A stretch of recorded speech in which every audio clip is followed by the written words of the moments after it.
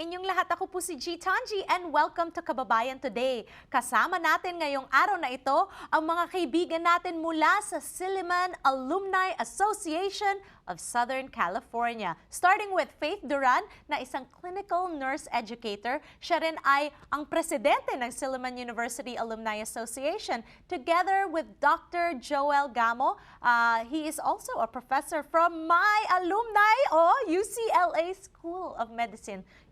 Taga-communications po ako, hindi po medicine. But anyway, let's get to know the organization and what projects it does to give back to our community. Maraming salamat, Faith and Dr. Joel, for being on Kababayan Today. First time. First time. First time. Oh, First thank time. you. Thank you for making the time to come here. We're very interested to know about Silliman University. Unang-una sa lahat, sa mga hindi nakakaalam, katulad ko, saan ba ang Silliman? Saan ba yun? Well, Silliman University is actually in Dumaguete City. Okay. Now, Dumaguete City is in Negros. That is one of the big island of the of the Visayas area. Okay, so Bisaya ang salita ng mga Bisaya. mga tao doon. Pakibati naman yung ating mga Bisayang nanunood ngayon. Mayang hapon sa tanan. Ayan. Kumusta na mo? Maayong adlaw kaninyong tanan, kumusta na kamo dinha sa inyong mga lugar? Okay, ako rin babate. Nahigugma ako nimo. Yun lang po ang alam ko That's a good one. sabihin. That's a good one. Very good, very good. Okay, ang sabi nila, ang mga tao daw na Bisaya, napakalambing po.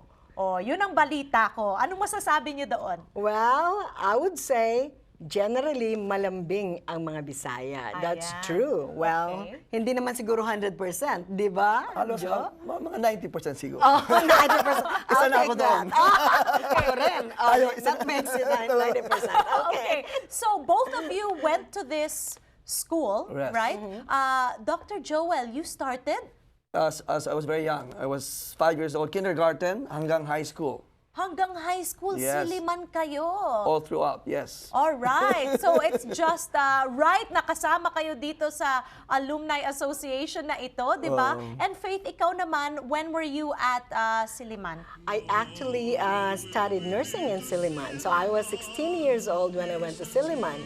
But my parents were Sillimanians and I always, gusto ko talaga magpunta ng Silliman. Tinitingnan ko yung portal ng daddy ko at tinitingnan ko yung mga pictures like I'd love to be in this place. Okay, well, a lot of Sillimanians, di ba, have migrated to America, and it's so wonderful that you make the time to get together and relive, the days when you were back in school. But not only that, you're really helping out the community by giving back. Let's talk about the projects that you've done in the past. Etong 5K run, when did this take place? Oh, that was last July 12, 2014. Okay. Yes, and in fact, that was the first of its kind dito sa America. Outside of Dumaguete, in fact, I would say a 5K run for Silliman University for a specific project, actually. Okay. Yeah. The project is called, that is the Silliman University's Continuing Calamity Response Program. Ayan. Actually, what happened after the Typhoon Haiyan, or we knew it as Typhoon Yolanda, di ba? Ang grabe yung mga devastation. So a lot of students who were in Silliman, actually, their parents, yung pamilya nila naapektuhan. They couldn't pay the tuition, and they're graduating, and their needs that have to be met at that point in time. So Silliman has created this program, and that was the fundraising that we had. Fundraising, true. Joel, I know you enjoyed that run. I have a had picture hard of time. you. I'm now 54, so hirap na hirap akong tapusin. Naglakad lang ako. Oh, pero natapos mo. Dapat di ba? na. Yun ang importante. Ako yung pinaka-last. Hindi naman, second to the last. Yeah, ako din Kasi naglakad may na rin. naka-wheelchair. Meron pa kaming Naka-walker. walker. Oo. May Okay. alumni kaming naka-walker. So, di ba, Just you finish guys it are up. having fun, Right. you're part of this event, but you're raising funds to send back. Kasi meron Philippines. kayong mga scholars doon. At nakakatuwa talaga yun. Di ba? So, let's talk about the other events. I know that you also have a feeding program naman. So, you don't just help kababayans in the Philippines, pati dito sa San Gabriel daw. Yep, we have that. The Yes. Feeding the Homeless program that we are doing actually to help out San Gabriel Valley Coalition.